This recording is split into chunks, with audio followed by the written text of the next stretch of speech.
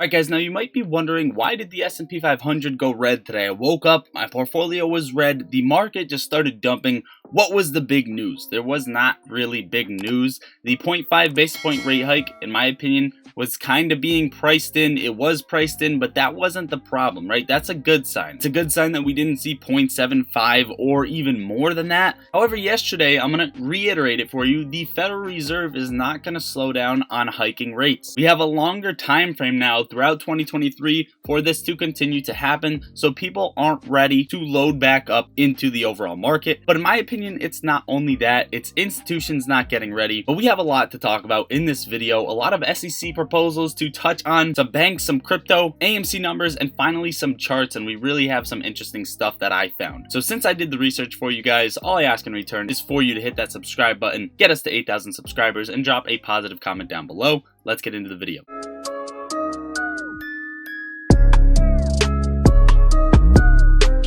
As I head into the abyss of the 1,656 pages, a good reminder from one of the first footnotes in the order competition rule, the goals set out by Congress for markets, fair, efficient, transparent, and the often overlooked fifth goal, the ability to transact without an intermediary. That is right, the SEC proposed rules, but I want you to take a look at this one in particular. Proposed Rule 1100 would exempt a broker-dealer from this standard when 1. Another broker-dealer is executing a customer order against the broker-dealer's quotation, 2. An institutional customer exercising independent judgment executes its order against its broker-dealer's quotation, or 3. The broker-dealer receives an unsolicited instruction from a customer to route its order to a particular market for execution, and the broker-dealer processes that customer's order promptly and in accordance with the terms of the order. Now, this is something big going forward, and I want you guys to share this because what this essentially can do is stop retail orders from being routed to dark pools and other places, but not only that, retail's orders to actually potentially have an effect on stock price. So this is definitely something that I wanted to pay attention to and I wanted to pull out of this. Now, here are the SEC's goals. Establish a best execution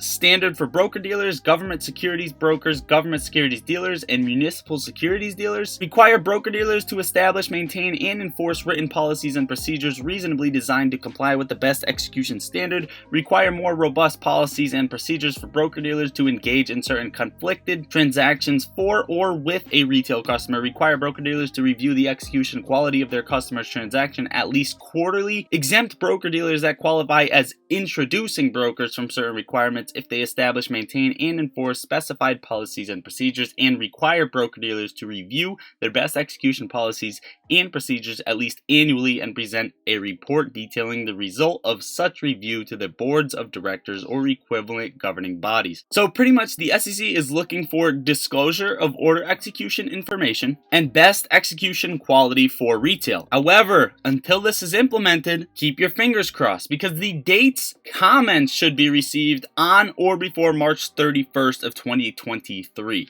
So you have a comment period and they have to reach the SEC before this time frame. And then after that, 60 days after date of publication in the Federal Register, essentially they may or may not decide to pass this rule or not. Correlating over to this, if I pronounce this wrong, whatever, Akin has received $24 million in Series B funding from industry-leading banks. This is something that is going to evaluate bank risk, maturity reporting, scopes, redemption, and optimization activity prioritized by at-risk, ineffective, and unclear controls, duplicates, proliferation, deviation, non-controls, etc., golden controls from the network index, offer best practice replacements, assess all controls operated by other banks that these banks don't have, implement those to the majority of your peers do have, or just those your business needs, daily clause level alerting against chosen regulators, hot topic theme-based scenarios, and emerging control notifications reveal required control changes and gaps specific to your firm. So Akin, right? Something you can hire as a central bank to find out what all of these other banks have that you don't have, implement it, keep you safe, figure out where the money is, optimize your risk, and pretty much just put everything together to make sure you don't collapse, you don't go down. JP Morgan, Citi, and BNP Invest in Risk Management provide provider Akin. This is exactly why I brought this up and why it's something to definitely pay attention to. What do you guys think is coming forward for these banks? Why do you think banks are loading up on gold? Why do you think they are providing risk management teams? Finally, the SEC has passed amends restricting when top executives can unload company shares and is forcing them to disclose more information about their planned stock sales as part of a renewed effort to combat insider trading. Goldman Sachs weighs bonus cut of at least 40% for investment bank. Vortex numbers real quick for AMC since we're mid-video.